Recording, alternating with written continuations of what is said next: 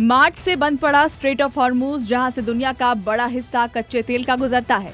अब वही इलाका महाशक्तियों की टकराव की जमीन बन गया है। ईरान साफ कह रहा है कि जब तक अमेरिका अपनी नाकेबंदी नहीं हटाएगा तब तक हॉर्मूज नहीं खुलेगा।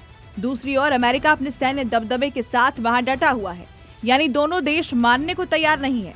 अमेरिका साफ कह चुका है स्ट्रेट ऑफ हॉर्मूज मूल रूप से एक आर्थिक परमाणु हथियार की तरह है, जिसे ईरान के कंट्रोल से निकालना होगा। मिडिल ईस्ट में करीब 40 दिनों तक सीधी जंग चली। ईरान और अमेरिका दोनों तरफ से जमकर कहर बरपाया गया।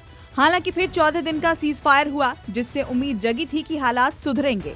लेकिन हॉर्मूज को लेकर विवाद अब भी जस का तस है और यही विवाद अब एक बड़े टकराव की आहट दे रहा है।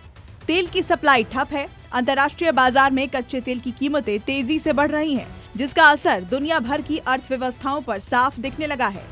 इस बीच ईरान के सर्वोच्च नेता के करीबी ने अमेरिका को सीधी चेतावनी दी है। उन्होंने कहा, जितनी जल्दी हो सके खाड़ी देशों से अमेरिका बाहर निकले, वरना अंजाम बुरा होगा, क्योंकि ईरान फारस की खाड़ी की सुरक्षा अब खुद करेगा। यही नहीं, उन्होंने कहा कि समुद्री रास्तों में बाहरी दुश्मनों की मनमानी बर्दाश्त नहीं की जाएगी।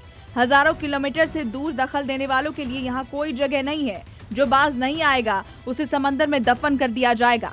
ये बयान उस समय आया है जब अमेरिकी राष्ट्रपति ने हॉर्मूज से नाकेबंदी हटाने से इनकार कर दिया।